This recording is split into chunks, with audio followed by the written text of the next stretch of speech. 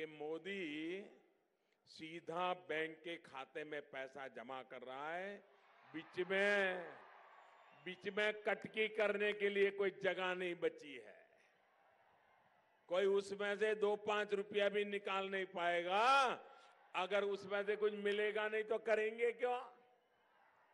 ये भ्रष्टाचार के आदी लोग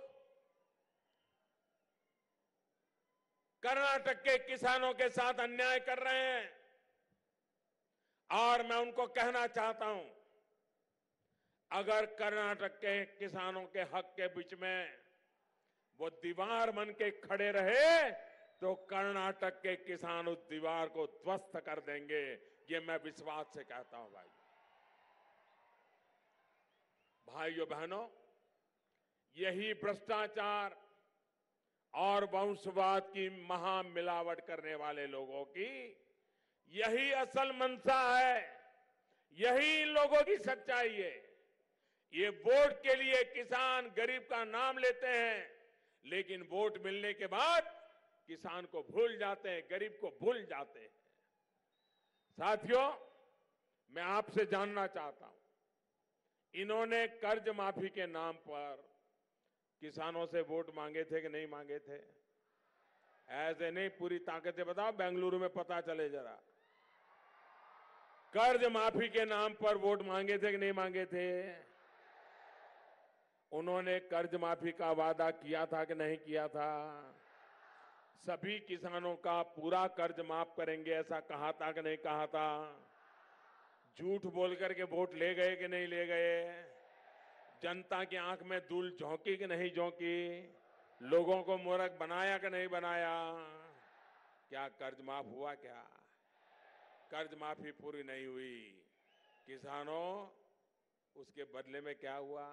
किसानों पर केस कर दिए, केस, पुलिस वालों को भेजा। यही इनका तरीका है। कर्नाटक के किसानों ने ऐसे खिलाड़ियों का बराबर हिसाब चुकते करने का मौका आ गया है। खुद तो अपना वादा निभाते नहीं है और दूसरा अगर ईमानदारी से काम कर रहा है तो वो लाभ भी किसानों तक पहुंचाने में अड़ंगे डाल रहे। भाइयों बहनों, मैंने पहले ही कहा, वो इसलिए नहीं कर रहे हैं क्योंकि बिचौलिए दलालों को मेरी योजना में कोई जगह नहीं है। क्या इस योजना से उनके करीबियों का लाभ नहीं होगा? इसलिए वो पीएम किसान योजना से जुड़ना नहीं चाहते। साथियों, हमारा कर्नाटक का बहुत एक इलाका है जो गन्ना किसानों का है। गन्ना उत्पादन में अग्रिम श्रेणी है, शुगर केन। गन्ना किसानों की जरूरत को ध्यान में रखते हुए हमारी सरकार निरंतर काम कर रही है। गन्ना किसानों को उचित मूल्य दिलाने के लिए सरकार द्वारा गन्ने के समर्थन मूल्य में भी बढ़ोतरी की गई है। इतना ही नहीं, प्रति क्विंटल गन्ने पर लगभग 14 रुपये की अतिरिक्त मदद सीधे किसानों के खाते में पहुंचाई गई है। ये भी सीधे उनके खाते में, कोई बिचौलिया नहीं। इनकी परेशानी यही है कि जब तक मोदी रहेगा चोरों की दुकान बंद।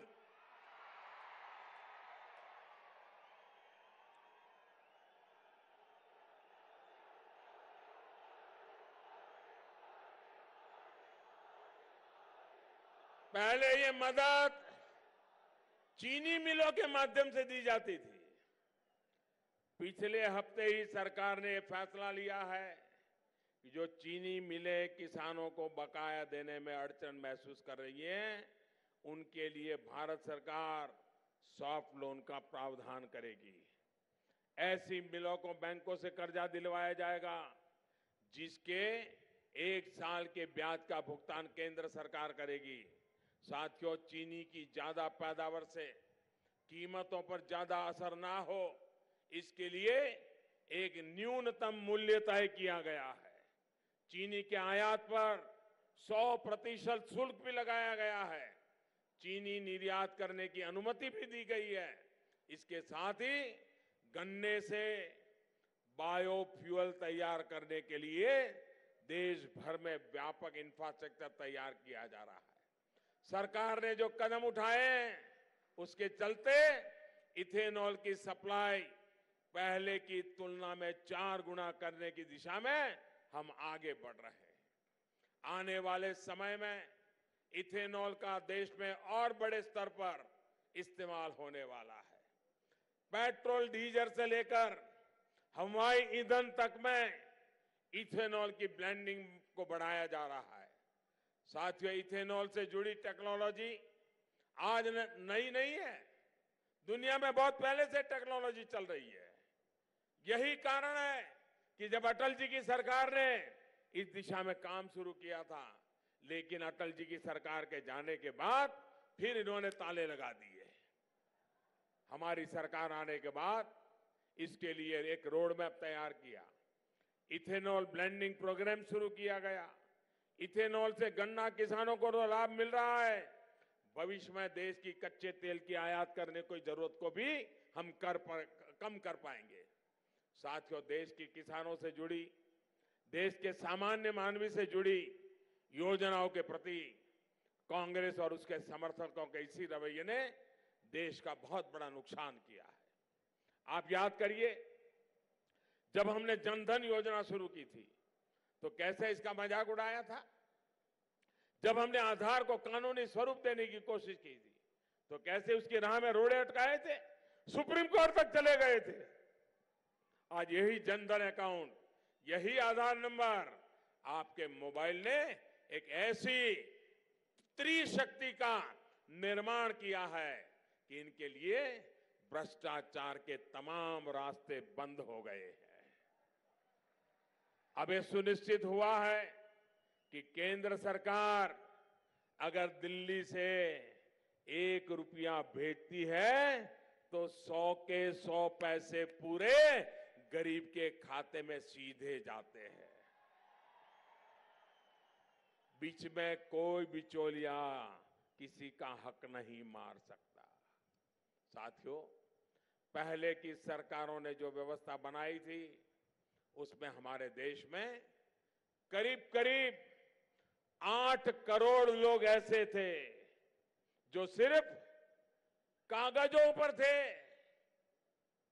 पैदा ही नहीं हुए थे।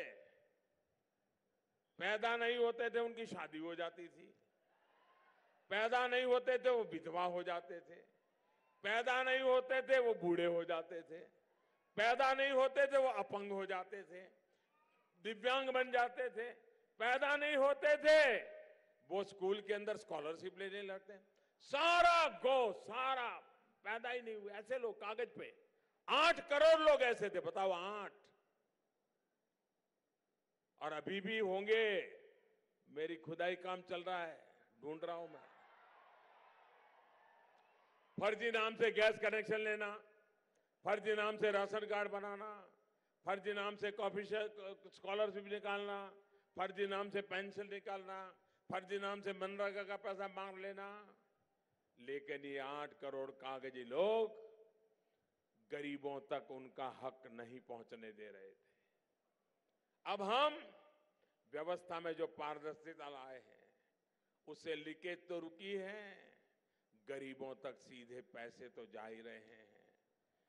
आप हैरान हो जाओगे, ये नकली नाम जो थे उस नाम पर हर वर्ष 1,10,000 करोड़ रुपया ये बिचौलियों के हाथ में चला जाता था, वो बंद हो गया। अब मुझे बताइए, जिनको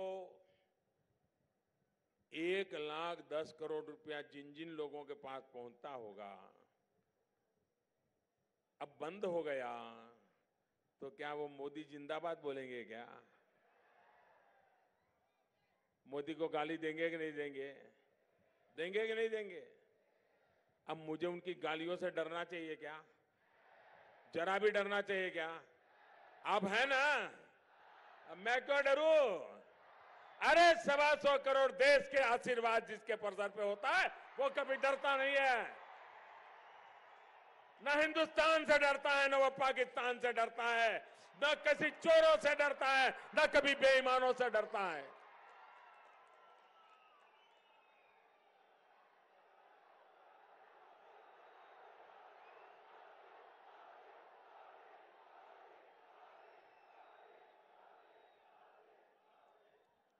भाइयों बहनों, हिंदुस्तान ने यह ताकत मुझे दी है, 125 करोड़ देशवासियों ने ताकत दी है। ये जो दुनिया दमखम देख रही है ना, वो दमखम किसका है? आज दुनिया जो दम देख रही है किसका है? किसका है? किसका है? ये दम मोदी का नहीं है, ये दम 125 करोड़ हिंदुस्तानियों का है।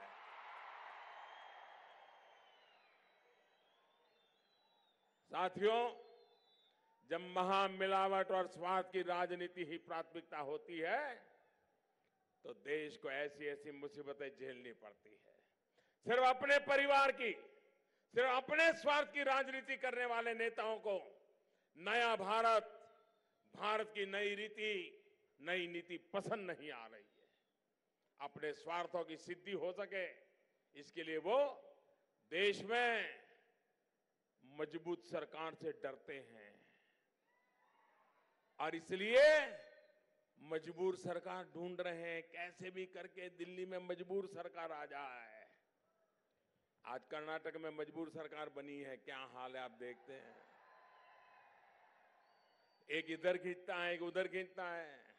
वो कहता है मुझे इतना दो, दूसरा कहता है उसको 2 दिया मुझे 4 दो, तो शाम को तीसरा जाता है उसको 4 दिया मुझे 8 दो। वो कहता है ले लो, कर्नाटक की जनता को लूटो, जितना है बांटो। ये चलने देना है क्या?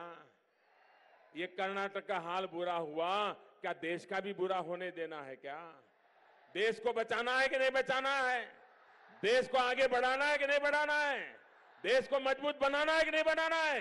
आपके बच्चों के भविष्य को मजबूत बनाना है कि नहीं बनाना है? आपकी माता बेटियों की सुरक्षा होनी चाहिए कि नहीं होनी चाहिए? देश सुरक्षित रहना चाहिए कि नहीं रहना चाहिए? देश आन बान से आन आगे बढ़ना चाहिए कि नहीं बढ़ना चाहिए?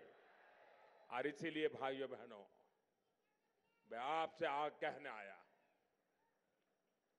छोटी सी गलती कितना बड़ा नुकसान कही गई कर्नाटक का।